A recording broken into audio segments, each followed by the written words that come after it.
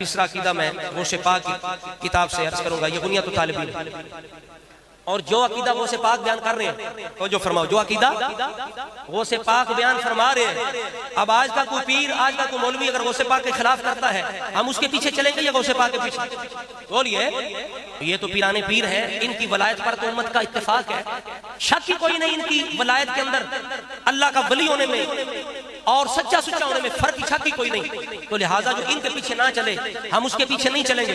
ہمیں چاہیے کہ ہم غوث پاک کی تعلیمات کی روشنی میں چیک کریں کہ سچا کون ہے، جھوٹا کون ہے، کھرا کون ہے، کھوٹا کون ہے۔ اب دیکھیے غوث پاک نے عقیدہ بیان فرمایا، آپ فرماتے ہیں صحابہ کا جب اختلاف آئے گا نا، بولو بولو صحابہ کا جب، بولو سارے یار، صحابہ کا جب، تو وہاں زبان بند کرنا واجب ہے۔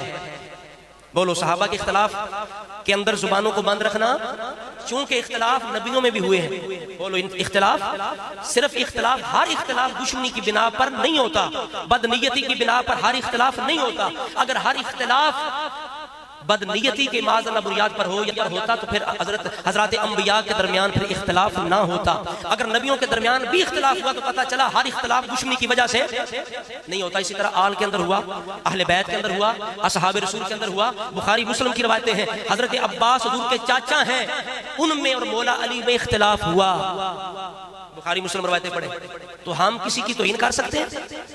مولا علی کی سائیڈ لے کے عباس کی توہین کر سکتے ہیں؟ حضرت عباس کی سائیڈ لے کے مولا علی کی توہین کر سکتے ہیں؟ نہیں کر سکتے۔ اسی طرح اہل بیت میں اختلاف ہوا، صحابہ میں اختلاف ہوا، ہم ان کے اختلاف میں نہیں بول سکتے کیونکہ وہ ہمارے بڑے ہیں۔ بولیے ہمارے، اور بڑوں کی بات میں چھوٹے نہیں بول سکتے، نبیوں کی بات میں نہیں بول سکتے، اسی طرح صحابہ کی باتوں میں نہیں بول سکتے۔ جب ہم اپنے باپ اور ماں کے اختلاف میں نہیں بول سکتے، اپنے باپ چاچا کے اختلاف میں، بھئی اختلاف ہر گھر میں ہے، ماں بیٹی کا اختلاف ہے، باپ بیٹے کا اختلاف ہے، چاچا باپ کا اختلاف ہے، خالہ ماموں کا اختلاف ہوتا ہے کہ نہیں ہوتا؟ چھوٹے بولتے ہیں، جب گھر کے اختلاف میں نہیں بول سکتے تو صحابہ کے اختلاف میں بولیے، چونکہ رب نے فرمایا سارے جنتی میں سب سے راضی، اور رسول اللہ نے فرمایا میرے صحابہ کا ذکر ہو تو زبانیں، اذا ذکر صحابی فامسکو، صحابہ کا ذکر ہو زبانیں۔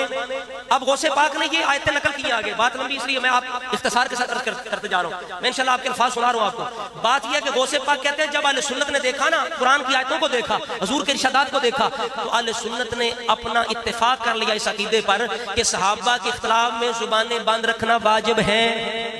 اب غوث پاک کیا فرماتے ہیں؟ واتفق اہل السنہ، غوث پاک کے الفاظ ہیں، سبحان اللہ کہیے، کیا فرماتے ہیں؟ واتفق اہل السنہ، اہل سنت متفق ہیں کس بات میں؟ علی وجوب الکف عما شجر بینہم، کہ صحابہ کے مشاجرات میں اختلاف میں زبانیں بند رکھنا واجب ہے۔ اب کئی بندے یہ ڈنڈی مارتے ہیں اور جواب نہیں دے سکے آج تک۔